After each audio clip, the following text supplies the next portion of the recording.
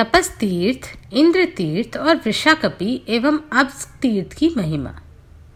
ब्रह्मा जी कहते हैं, तपस तीर्थ बहुत बड़ा तीर्थ है। वह तपस्या की वृद्धि करने वाला, समस्त अभिलाषित वस्तुओं का दाता, पवित्र तथा पितरों को प्रसन्नता को बढ़ाने वाला है।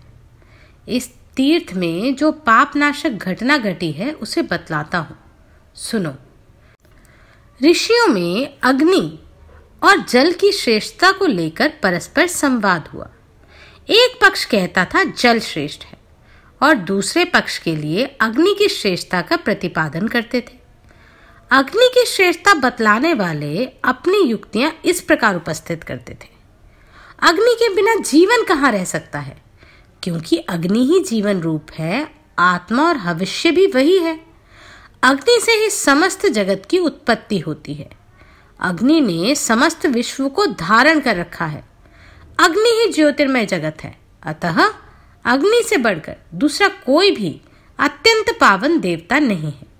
अग्नि को ही अंतर ज्योतिय तथा परम ज्योतिय कहते हैं। अग्नि के बिना कोई भी वस्तु नहीं है। यह त्रिलोक की अग्नि का धाम है। इसलिए पांचों भूतों में अग्नि से श्रेष्ठ दूसरा कोई नहीं है।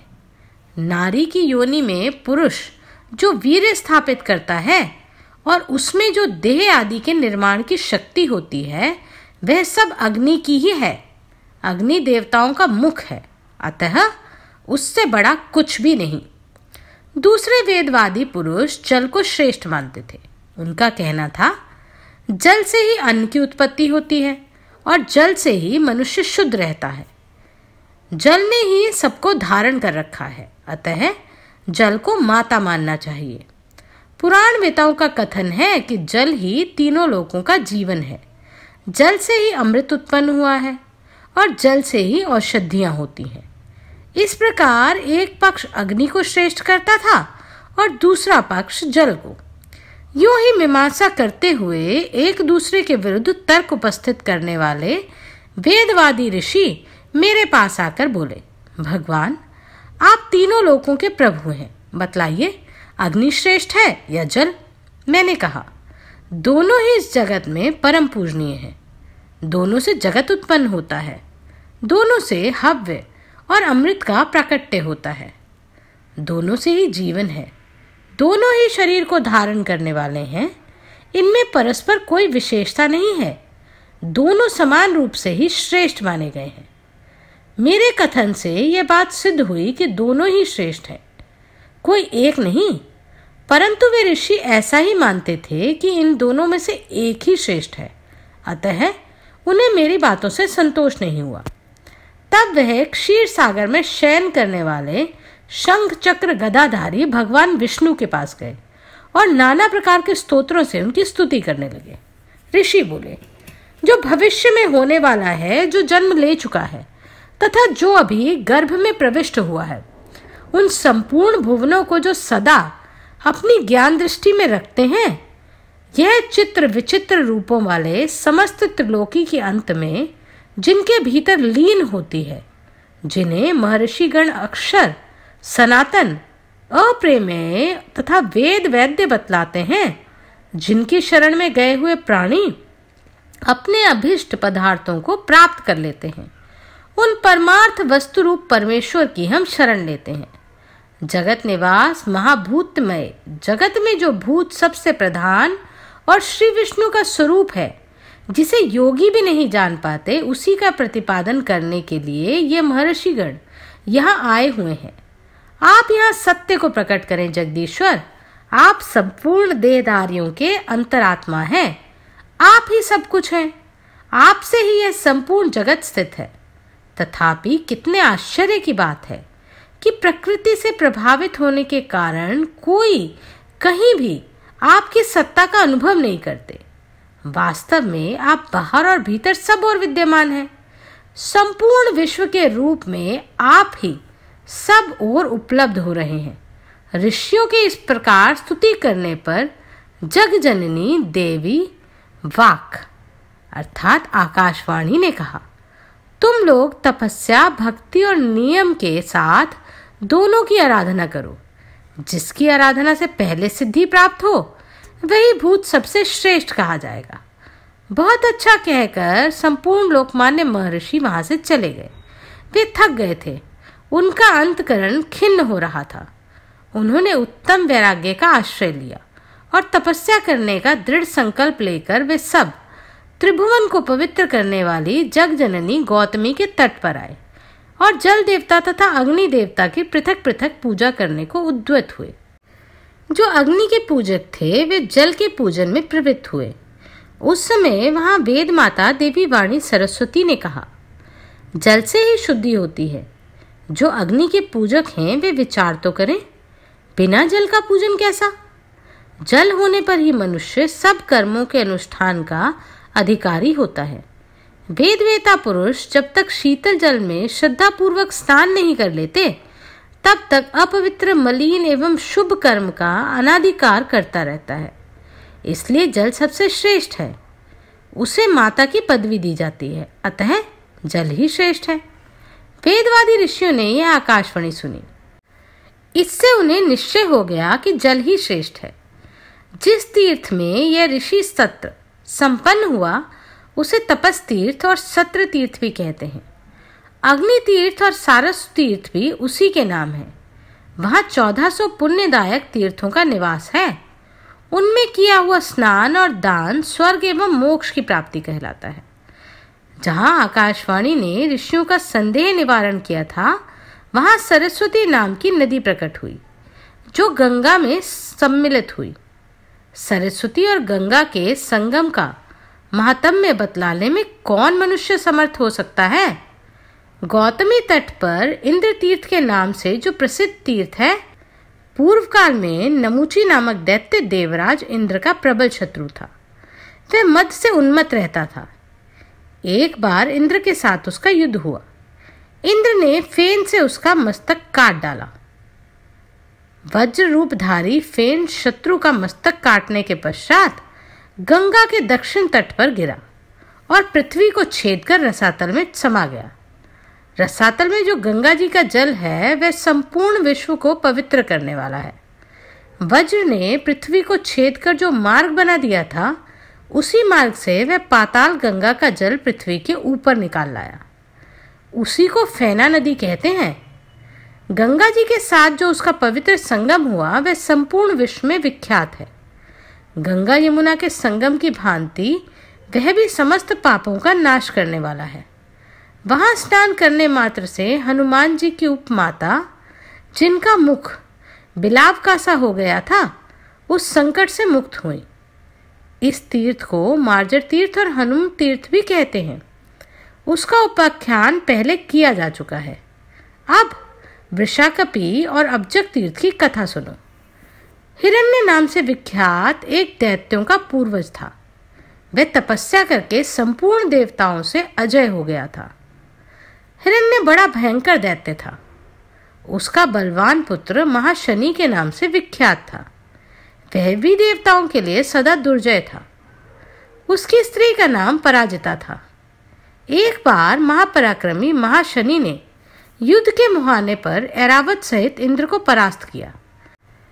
इंद्र पर विजय पाने के बाद महाशनि ने वरुण को जीतने के लिए उन पर आक्रमण किया, किंतु वरुण बड़े बुद्धिमान थे। उन्होंने महाशनि को अपनी कन्या ब्याह दी। इधर तीनों लोग बिना इंद्र के हो गए।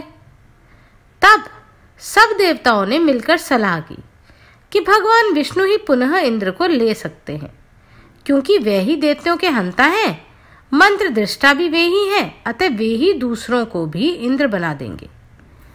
ऐसा निश्चय करके सब देवता भगवान विष्णु के पास पहुंचे और उन्हें सब हाल कह सुनाया। भगवान विष्णु ने कहा, महादैत्य महाशनि मेरे लिए अवध्य हैं। यूं कहकर वह महाशनि के ससुर वरुण के पास गए और उन्हें इंद्र के पराभव का समाचार बतलाते हुए कहा, तुम्हें ऐसा यत्न करना चाहिए जिससे इंद्र पुनः अपने पद पर लौट आए। भगवान विष्णु के आदेश से वरुण शीघ्र ही वहां गए। दैत्य ने विनय पूर्वक अपने ससुर से वहां पधारने का कारण पूछा। वरुण ने कहा, महाबाहो, कुछ दिन पहले तुमने इंद्र को परास्त करके रसातल में बंदी बना लिया था। वे देवताओं के राजा हैं, उन्हें लौटा दो। यदि शत्रु को बांधकर फिर छोड़ दिया जाए तो वह सत्पुरुषों के लिए महान कारण होता है। बहुत अच्छा कहकर दैत्यराज महाशनि ने ऐरावत सहित इंद्र को लौटा दिया। उनसे यह बात कही, इंद्र, आज से तुम शिष्य हुए और मेरे ससुर वरुण जी तुम्हारे गुरु, क्योंकि इन्होंने तुम्हें मुक्ति दिलाई। अब तुम वरुण के प्रति स्वामी भाव रखकर स्वयं भृत्य का बर्ताव करना, नहीं तो फिर तुम्हें बांधकर रसातल के कारागार में डाल दूंगा। इस प्रकार इंद्र को फटकार कर उन्होंने बारंबार हंसते हुए कहा, जाओ जाओ, वरुण जी का सदा आदर करना। इंद्र अपने घर आए। वे अपमानपूर्ण लज्जा से काले पड़ गए थे। उन्होंने शत्रु द्वारा तिरस्कार होने की सारी बातें इंद्राणी को कह सुनाई और पूछा, सुमुखी, शत्रु ने मुझसे इस प्रकार कठोर बातें कही और मेरा साथ ऐसा अनुचित बर्ताव किया, इससे मेरे हृदय में आग लग गई है। तुम ही बताओ कैसे अपने हृदय को शीतल करूं? इंद्राणी ने कहा, बलसूदन, मैं दानवों की उत्पत्ति, पराजय, माया, वरदान तथा मृत्यु सब जानती हूँ। महाशनि को तपस्या से ही यह शक्ति प्राप्त हुई है। तपस्या से कुछ भी असाध्य नहीं है। यज्ञ कर्म से कोई बात असंभव नहीं है। जगन्नाथ भगवान विष्णु तथा विश्वनाथ शिव की भक्ति से कोई भी कार्य ऐसा नहीं जो सिद्ध ना हो। प्राणनाथ, मैंने और भी एक बहुत सुंदर बात सुन रखी है। कारण कि स्त्रियां ही स्त्रियों के स्वभाव को जानती हैं। प्रभु, भूमि तथा जल की अधिष्ठात्री देवियों के द्वारा कोई भी कार्य असाध्य नहीं है। तपस्या अथवा यज्ञ आदि उन्हीं दोनों के सहयोग से होते हैं। उसमें भी जो तीर्थ भूमि हो वहीं आप चलें। उस स्थान पर भगवान विष्णु तथा शिव की पूजा करके संपूर्ण अभिष्ट वस्तुएं प्राप्त कर लें। मैंने यह भी सुना है, जो स्त्रियां पतिव्रता हैं वे ही सब कुछ जानती हैं। उन्होंने ही चराचर जगत को धारण कर रखा है। पृथ्वी पर सबसे सारभूत स्थान है दंडक वन। वहां जग जननी गंगा बहती है। वहीं चलकर आप दीन दुखियों की पीड़ा दूर करने वाले जगदीश्वर श्री विष्णु अथवा शिव की आराधना करें। दुख के समुद्र में डूबने वाले अनाथ मनुष्यों को श्री शिव तथा श्री विष्णु अथवा गंगा जी के सिवा कोई और दूसरा शरण देने वाला नहीं है। अतः एकाग्रचित होकर पूर्ण प्रयत्न करके आप उनको संतुष्ट करें। मेरे साथ रहकर भक्ति स्तोत्र तथा तपस्या के द्वारा उनकी आराधना करें। तत्पश्चात भगवान शिव और विष्णु के प्रसाद से आप कल्याण के भागी होंगे। बिना जाने किया हुआ कर्म कर्मनिष्ठ पुरुषों को 1 गुना फल देता है। उसके विधि विधान और तत्वों को अच्छी प्रकार जानकर करने से 100 गुना फल देता है। और पत्नी के साथ उसका अनुष्ठान करने से वही कर्म अत्यंत फल देने वाला हो जाता है। गृहस्थ पुरुषों के सब कार्यों में यहाँ पत्नी ही सहायता करने वाली है। उसके सहयोग बिना छोटे से छोटा कार्य भी सिद्ध नहीं होता। नाथ, पुरुष अकेले जो कर्म करता है उसका आधा फल ही उसे मिलता है, किंतु पत्नी के साथ जो कर्म किया जाता है उसका पूरा फल पुरुष को मिलता है। सुना जाता है दंडकारण्य में सरिताओं में श्रेष्ठ गौतमी गंगा बहती है। वे समस्त पापों को नाश करने वाली तथा संपूर्ण अभिलाषित वस्तुओं को देने वाली है। अतः मेरे साथ वहां चलिए और महान फलदायक पुण्य कर्म का अनुष्ठान कीजिए। इससे आप संग्राम में अपने शत्रुओं को संहार करके महान सुख के भागी होंगे। अच्छा, ऐसा ही करूंगा।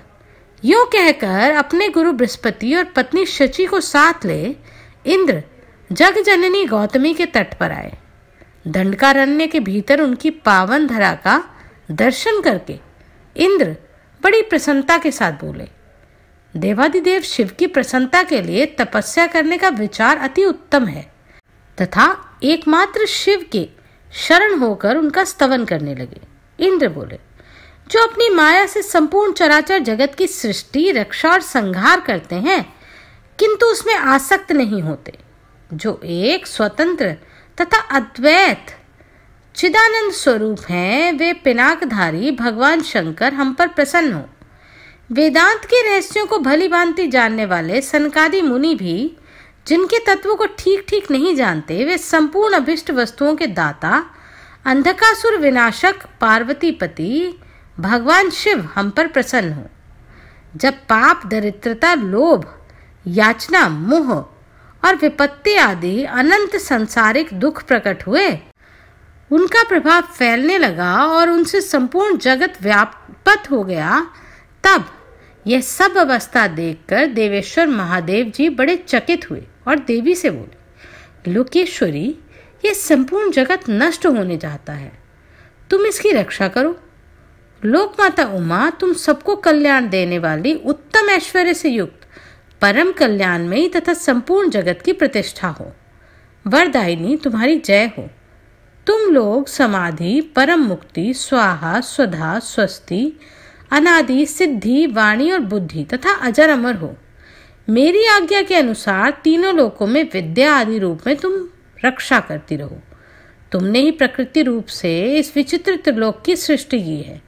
संसार जी के यूं कहने पर उनकी प्राण वल्लभा भगवती उमा उनका आलिंगन करके प्रेमालाप करने लगी और थक कर भगवान के आधे शरीर में लग गई तथा अपने हाथ की अंगुलियों से पसीने का जल पोंछकर फेंका। उस जल से पहले धर्म का प्रादुर्भाव हुआ, इसके बाद लक्ष्मी प्रकट हुई, फिर दान, उत्तम वृष्टि, सत्व, सरोवर, धान्य, पुष्प, फल, शस्त्र, शास्त्र, गृह उपयोगी अस्त्र, तीर्थ, वन तथा चराचर जगत का आविर्भाव हुआ। देवी, यह सब पाप रहित सृष्टि है। भगवान उमा तुम्हारे प्रभाव से संसार में प्रचुर सुख की प्राप्ति हुई। सदा तुम सब और मंगलमय कृत्य शोभा कराने वाले हैं। जगदम्बे, तुम संपूर्ण जगत की स्वामिनी हो और हम भय से डरे हुए हैं, अतः तुम्हें हमारी रक्षा करनी चाहिए। कोई तर्क करते करते मोहित हो जाते हैं और कोई उसी में लीन हो जाते हैं, परंतु हम तो शिव और शक्ति के सुंदर अद्वैत रूप को सर्वदा नमस्कार करते हैं। इस प्रकार स्तुति करके इंद्र के समक्ष भगवान शंकर प्रकट हुए और बोले, देवराज, तुम क्या चाहते हो? अपना अभिष्ट मनोरथ कहो। इंद्र ने कहा, भगवान, मेरा बलवान शत्रु महाशनि है, जो देखने में वज्र के समान भयंकर है। मुझे बांधकर रसातल ले गया था। वहां उसने अनेक बार मेरा तिरस्कार किया और वचन रूपी बाणों से बींधता रहा। मेरा यह प्रयत्न उसी का वध करने के लिए है। आप मुझे इस शक्ति प्रदान कीजिए जिससे शत्रु का नाश करूं। जिसने मेरा अपमान किया उसका नाश करने पर भी मैं अपने आप को नया जन्म दिया मानूंगा। विजय और लक्ष्मी की उपेक्षा कीर्ति ही श्रेष्ठ है। यह सुनकर शिव ने इंद्र से कहा, अकेले मेरे द्वारा तुम्हारे शत्रु का वध नहीं हो सकता, अतः तुम अविनाशी भगवान जनार्दन की भी आराधना करो। शची भी ऐसा ही करे। भगवान नारायण तीनों लोकों के एकमात्र आश्रय हैं, उनकी अनन्य चित्त से उपासना करो। भगवान शिव की आज्ञा से इंद्र गंगा जी के दक्षिण तट पर मुनीश्वर आप स्तंभ के पास गए और उनको साथ लेकर फैना तथा गंगा के पवित्र संगम पर भांति भांति के वैदिक मंत्रों एवं तपस्या के द्वारा भगवान जनार्दन की स्तुति करने लगे। उनकी स्तुति से भगवान विष्णु बड़ी प्रसन्नता हुई और वे प्रत्यक्ष प्रकट होकर बोले, इंद्र, तुम्हें क्या वरदान दूं? वे बोले, मुझे एक ऐसा वर दीजिए जो मेरे शत्रु का वध कर सके। भगवान ने कहा, दे दिया। फिर तो शिव, गंगा तथा विष्णु के प्रसाद से जल के भीतर से एक पुरुष प्रकट हुआ। उसने भगवान शिव और विष्णु के स्वरूप धारण किए थे। उसके हाथ में चक्र भी था और त्रिशूल भी। उसने रसातल में जाकर इंद्र शत्रु महाशनि का वध किया। वह इंद्र का सखा बन गया। इंद्र स्वर्ग में रहते हुए भी प्रतिदिन वृषाकपि के पास आते थे। उन्हें अन्यत्र आसक्त देखकर शची के हृदय में प्रणय कोप का उदय हुआ। जब इंद्र ने हंसकर उन्हें सांत्वना देते हुए कहा, प्रिय, मैं अपने शरीर की शपथ खाकर कहता हूँ, मित्रवर वृषाकपि के सिवा और किसी के घर नहीं जाता, अतः तुम्हें मुझ पर संदेह नहीं करना चाहिए। तुम पतिव्रता और मेरी प्रियतमा हो, धर्म करने तथा उचित सलाह देने में मेरी सदा सहायता करती हो, साथ ही संतानवती और कुलीन भी हो। फिर तुम्हारे सिवा दूसरी कौन स्त्री मेरी प्रियतमा हो सकती है? तुम्हारे ही उपदेश से मैं गौतमी गंगा के तट पर गया। वहां भगवान विष्णु और शिव तथा मित्र वृषाकपि के प्रसाद से दुख सागर से पार हुआ और अब यहाँ राज्य से च्युत न होने वाला इंद्र भी हूँ। यह सब तुम्हारे सहयोग का ही फल है। जहाँ स्वामी के चित्त का अनुसरण करने वाली पतिव्रता स्त्री हो, वहाँ कौन से कार्य असाध्य हैं? वहाँ जो मोक्ष भी दुर्लभ नहीं है, फिर अर्थ काम आदि की तो बात ही क्या। पत्नी भी परम मित्र है, वह लोक और परलोक दोनों में हितकारिणी होती है। पत्नी भी यदि कुलीन, प्रिय बोलने वाली, पतिव्रता, रूपवती, गुणवती तथा संपत्ति और विपत्ति में समान रूप से साथ देने वाली हो तथा उसके द्वारा इस त्रिलोक में कुछ भी असाध्य नहीं। प्रिय, तुम्हारी बुद्धि से ही मुझे ये मंगलमय अवसर प्राप्त हुआ। अब तो तुम जो कहो वही मुझे करना है और कुछ नहीं। परलोक और धर्म के लिए उत्तम पुत्र के समान कोई सहायक नहीं।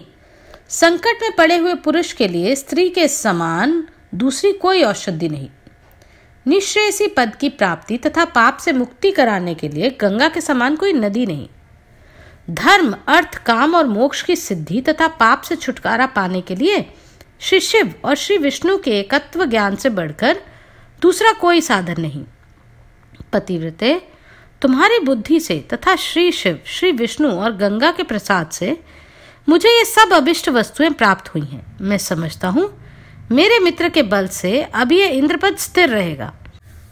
तीर्थों में गौतमी गंगा और देवताओं में भगवान विष्णु और शिव श्रेष्ठ हैं। इन्हीं की कृपा से मुझे सब मनोवांछित वस्तुएं प्राप्त हुई हैं। यह त्रिलोक विख्यात तीर्थ मेरी प्रसन्नता को बढ़ाने वाला है। अतः मैं क्रमशः संपूर्ण देवताओं से यह प्रार्थना करता हूँ कि महर्षिगण गंगा, विष्णु तथा शिव भी मेरी प्रार्थना का अनुमोदन करें। देवताओं, गंगा के दोनों तटों पर एक ओर इंद्रेश्वर तीर्थ और दूसरी ओर अब्जक तीर्थ है। इंद्रेश्वर में भगवान शिव रहते हैं और अब्जक में साक्षात भगवान विष्णु। वे अपनी उपस्थिति से दंडक वन को पवित्र करते हैं। इनके बीच में जो जो तीर्थ हैं वे सब पुण्यदायक हैं। उनमें स्नान करने मात्र से सबकी मुक्ति होती है। पापी पाप से मुक्त होते हैं और धर्मात्मा पुरुष अपनी 5-5 पीढ़ी के पितरों सहित परम मोक्ष के भोगी होते हैं। यहाँ आकर जो लोग याचकों को तिल भर भी दान करते हैं, वह दान दाताओं के लिए अक्षय होता है तथा मनोवांछित भोग और मोक्ष प्रदान करता है। यहाँ भगवान श्री विष्णु और शिव के उपाख्यान को जानकर स्नान करने से मुक्ति प्राप्त होती है।